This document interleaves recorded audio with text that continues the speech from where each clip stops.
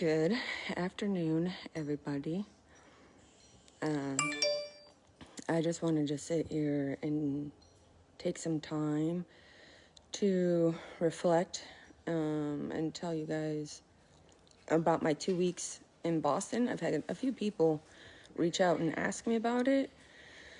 So I decided that I would just tell everybody. I made sure to get permission from the girls. I'm not going to tell names or specifics or anything of anyone else's stories. I'll just tell mine to what I think is appropriate to be told, okay? So, the program that I went to, it is called Home Base, and it's kind of like ran by Massachusetts General Hospital. So they have two sides to it. One side is active duty and veterans who suffer from PTSD. Check for me, right? Actually, it's 2 checks. And then the other side is sponsored by the TAPS program, which, if you don't know, stands for Tragedy Assistance Program for Survivors. So there was me and 7 other women went. All of us had lost our active duty significant others by suicide. And TAPS specializes in survivors of suicide. So it was 2 weeks. They put us up in a hotel, pretty nice hotel actually, within walking distance from the clinic. You could tell, like, very beginning, we were all kind of iffy on, who everybody was, and you don't know what's really the appropriate question to ask. And one of the ladies, this just like shocked me. The first thing she said was, did you see it or did you find him? And I would have never, ever thought to ask somebody that question. I thought it was like being a unicorn. I didn't realize that a lot of suicides are in front of people. I can't process this, so, well, I can now. But that opened my eyes right then, day one, that I knew that this is, the place I needed to be at this exact moment. I made the most amazing friends there. I can't even describe, well, I can. But, I love these girls, these women. You don't even understand. So I'm going to show you some of the things that we did while we were there. Their art therapy projects. I thought I had them out, but I don't. Okay, bear with me.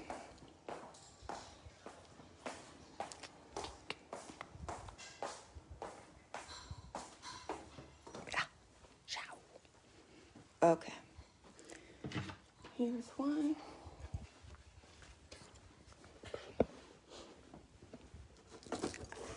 Okay, here's 2.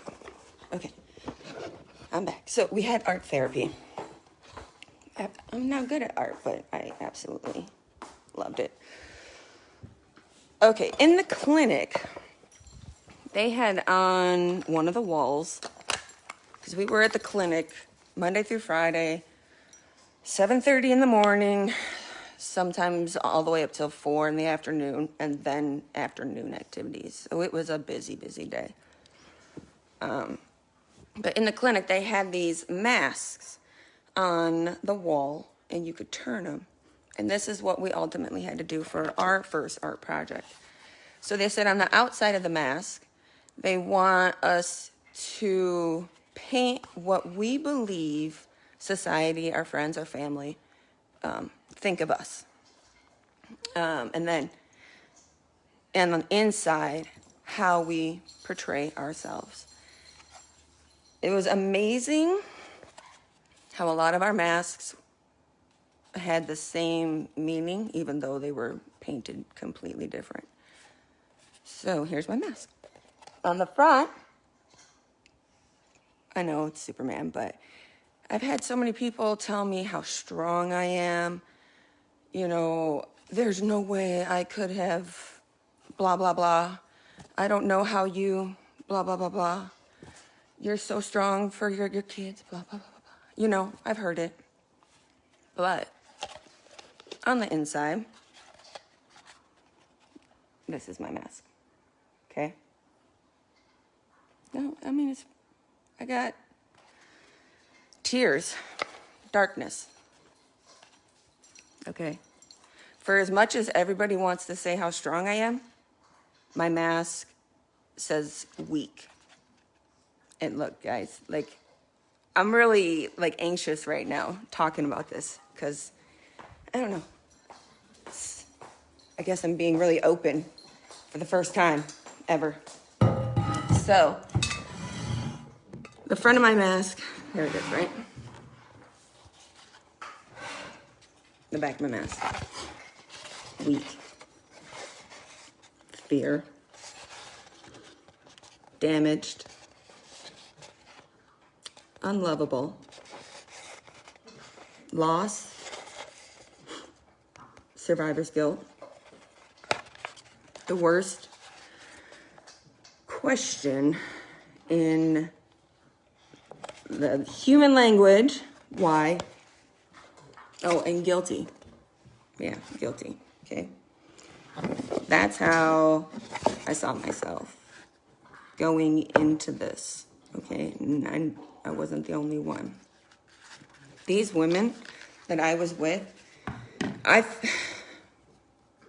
again, I didn't realize how many people had experienced the same things I had experienced.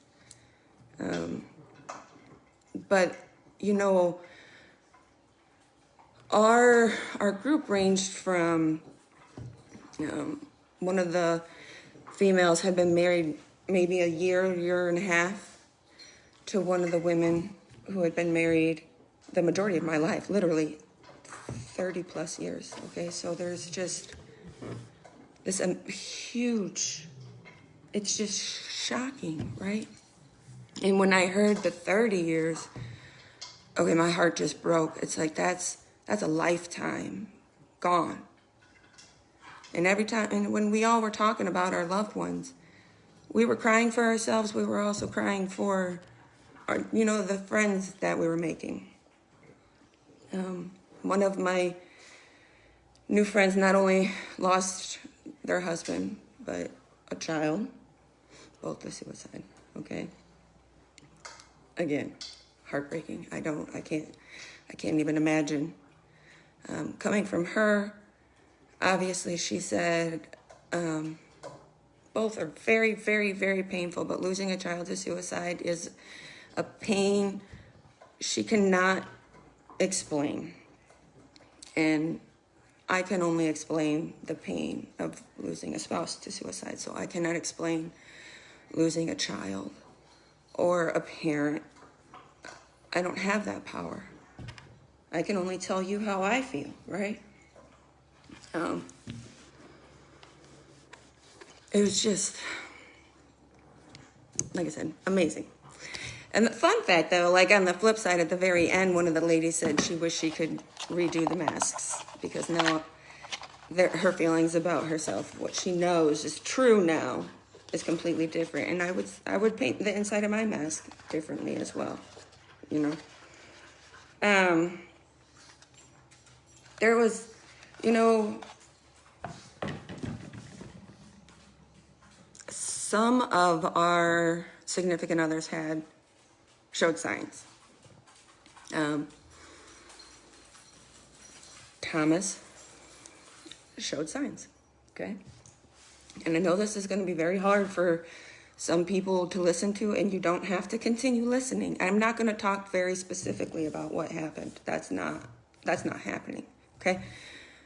But I can talk about what I know and how I feel, right? Okay. So I could tell at the end of deployment something was different. I could tell because our phone calls were getting shorter. And when I could FaceTime, he quickly would pass the phone off to the kids, which is fine. But, I wanted to talk to my husband. Being on an aircraft carrier changes you, by the way. And finally, me being me, I asked, what's going on? Are you seeing somebody? Just the typical wife questions. And, well, one, he said yes, but the funny thing was he then followed up his story with how she was one, and she was the love of his life, and she's stubborn. Obviously, he was talking about Tessa, right? It was the cutest email. I wish I would have saved it. I remember turning around to my chief and being like, oh my, how sweet is this, right? But it did also say he didn't think he wanted to be married anymore. So that was coming home from deployment, okay? So I was not very accepting of that decision. But, also in his email, he had talked about not enjoying things anymore, like he didn't really enjoy working out. Making food for the kids was hard, and I understand, especially after he passed away and living the same time frame in Washington through the winter with 3 kids. I understand how depressing that can be, especially when one's sick and then the other one gets sick and then they all want to be sick. I get it now.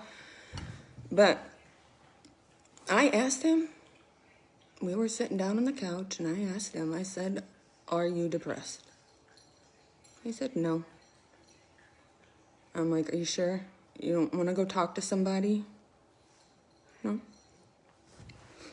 My thought, still my thought to this day, that he was just trying to be the strong man that he was. And I feel that he was afraid that if he went to go seek help for depression, that would have hindered his chances at making chief, right?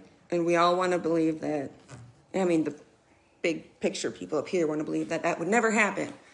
But the people down below know, yes, for a fact, our mental health gets used against us. Sometimes. Not all the time. Sometimes. And again, I was not, hi Kayla, very accepting because I had let him know, our marriage wasn't perfect. We obviously had our issues.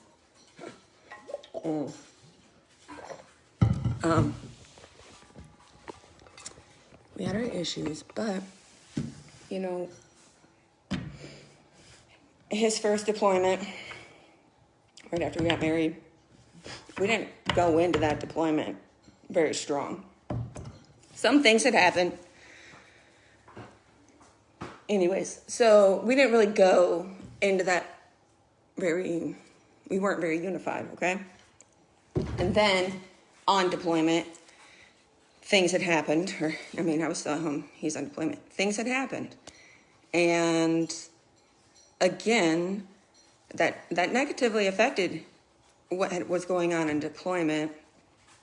But on a relationship status, it was really hard to trust from overseas through the phone. You know what I mean? We got home again, or he got home. Obviously, tensions are high, and I'm still post-baby. And then I join 139, go on detachment, come back, and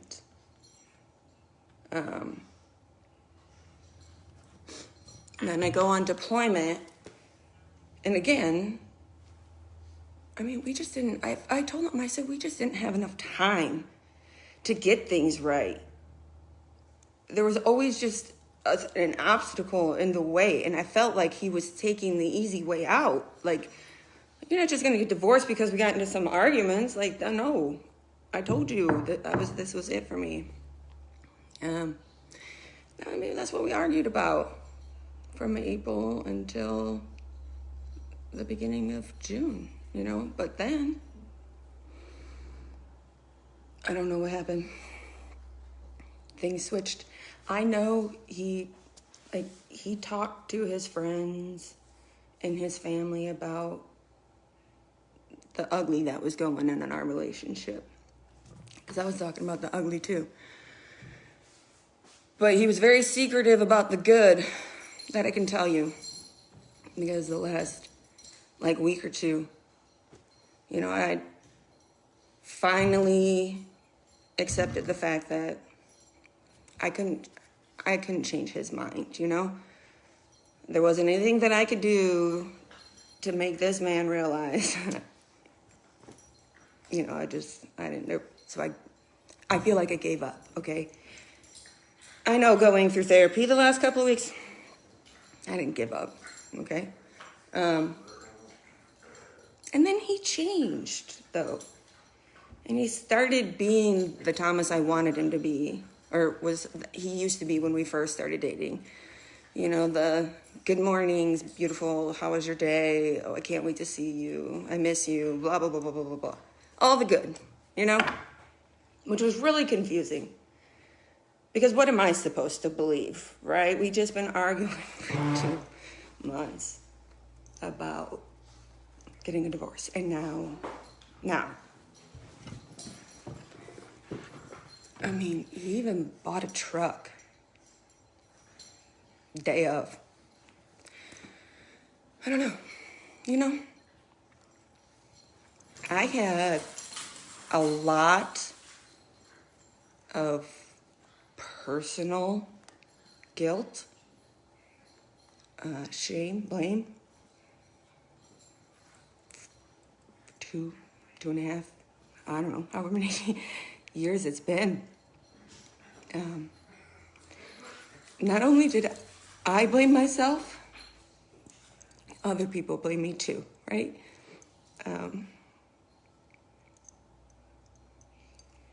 There's some people on his side of the family, and even his friends, okay? So I don't even talk to them. I remember going to one of their houses, and I took Connor there. And the look on his friend's face, what I saw was, what did you do? Okay? And that's the look I saw. I know it's not my fault. I'm going to get to that part. Right now I'm telling the shit stuff, right? Sorry about the swearing. But that was what I saw. The look on his face was, what did you do? You know? And everybody's got to blame somebody. I know. I blame myself. I blamed myself. I also wanted to point fingers at everybody else too, because I felt like everybody else also had a part in it. You know, like the TV show 13 Reasons Why. You know, I felt they all had a part in it too, you know? So I gave myself, I think it was 60 or 70% blame. Thomas was 25% blame and the others were whatever. I can't even math right now, but you know what I mean. Again, that's 2+ years of that. So I've even had my own blood blame me. I can tell you what though, I don't talk to that person. You're gonna sit here and tell me I'm at fault? I don't need you in my life. No. I just, one thing, as the widow, okay, like, again, I know we all grieve differently. I cannot tell you how to grieve as a mother, a father, a sister, a nephew, niece, nothing. I can't tell you how to do that. All I know how to grieve is as the wife, who I love my husband, no matter what anybody thinks. Absolutely love my husband. So you guys can think what you want. That's your problem if it's negative. Like, I know what I loved, and I know who he loved. Okay? But it's just, you have that feeling. You just don't understand why, which do I get? And I hate that word. Why I wasn't special enough, or the kids, they weren't enough. Like, why wasn't your family enough for you to stick around? That's a question. That's a hard question to answer, right? And he's not here to answer it. But then there's people who believe because I'm the spouse or because I was there that I know the answers. And I promise you I don't. I'm the last. I don't know. And I can tell you that all the rumors and all the bullshit and all that news article that ooh, girl. Anyways, all that shit is all rumor. None of that came from my mouth. None of that came from the people that were in the house's mouth. So, but everybody's rolling with it, right? Because it sounds good, because Thomas had to have a reason, right? I mean, I don't even know what to say about that. Like, it's just ridiculous, okay? I didn't kill my husband. Okay, again, sorry, getting emotional. Anyways, going back to Boston. I've come to realize that I am not alone. There are other spouses out there that have gone through the same, if not worse, than me. And those 2 weeks being with those women, man, like I said, I cried for them and they cried for me. We finally, for I think the first time in a long time for many of us, were able to sit in a room with other women, or people in general, and feel kindness and compassion and love and not judge and know that you're not going to judge them, right? They are not asking for pity and they're not giving you pity. They understand you and they can relate. That is everything I think every single one of us in that group needed. Because I can tell you, it's few far and in between being able to get that from somebody. I can tell you I have probably less than, outside of that group, probably less than 5 people that I can honestly have a conversation with, and they won't judge me. They know me, obviously better than the news, and they know. But I'm not here to change people's opinion. You believe what you want to believe, okay? I just know who I am, and I know it's not this nasty person everyone is pointing fingers at. You can still point fingers at me. I don't care. I know I know I didn't do it. I know I'm not to blame. I had a real big eye awakening over there in Boston. So, man, I tell you what though, my anxiety's up. Let me see. What are some things that I definitely took away from? Other than how beautiful these women are. Yeah. I know. Okay, well, let's go with this, right? Let's go back to my mask. I know I'm not guilty. That's it. That's all I can say, right? I didn't do it.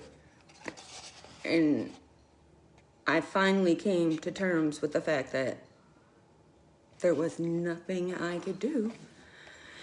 Oh, let me tell you why, real quick. I remembered. All right, so all my military friends, this is probably something that you could take back and share, right? We're so trained. Like, look for these signs. These signs, preventable suicide. Look, are they giving their stuff away? Are they withdrawing? Are they being reckless with their money? Their emotions? Are they, just everything. Look for the signs, the signs. Act, ask, care, treat, right? It's drilled into our head what to do when there's signs of suicide. Guess what? There's only so much you can do when you ask somebody, are you depressed? And do you think you need to go see help? If they tell you no, I'm supposed to believe them, right? Why would they lie to me? But guess what? We found out 90% of suicides are impulse. So if we can only potentially prevent 10%, and they're not all preventable, what good is this training? And we don't even know, right? Because it's impulse. And then even more good stuff added to it that, I don't remember what the percentage was, but a very high percent of the impulse person was intoxicated. Yep, my husband was intoxicated. 1, 2, 3. I know for a fact 3 other women in the group's significant others were highly intoxicated. So you add alcohol to impulse, and you can't stop it. I fully do not believe that Thomas woke up on the June 8th knowing that, that was his last day. Nope. Not one bit. I think with mass amounts of alcohol and his previous anger issues, because he had been through anger management, so he has anger issues, but the amount of alcohol and a very bad decision ultimately led to an irreversible decision. So that's that impulse, right? He didn't do that on purpose. He just made a bad, drunken decision. So that's my thought on that one. And then lastly, my other art therapy project. I don't even know if anything I just said made sense. I think I blacked out, just started talking. We had to make these little boxes to store fun things in here. And obviously I got my 3 kiddos. So I got, Kaylee, Riley. Tessa, me, my family. So it's like, you know, everybody has a special place, so they will never be out of place. And then inside are these little notes that all the girls in therapy with made little reminders of how awesome we are. And, you know, that's it. Sometimes we just need to be reminded that we are pretty badass. But so there's also times that we just need to cry or vent, and you just say nothing. Maybe we just need a hug. Maybe we just need to feel like for the first time, somebody believes in us, and somebody knows us, and somebody is willing to accept us for everything we have, the good, the bad, the ugly, and not judge us. Where are these people at, Joe? But that's all we want. I mean, it's not too much to ask, right? So, thank you all for listening. My anxiety is a little high right now, but you guys don't ever have to feel like if you have something going on that your issue is not as big as what happened to me, so you won't reach out to me because you feel like your problem is not as significant, whatever. I don't ever want anybody ever to think that they can't reach out to me. Yes, what happened to me sucked, but that's my suck, right? Whatever you're going on at that point in time, that's your suck. And I'm not going to downgrade anything you have.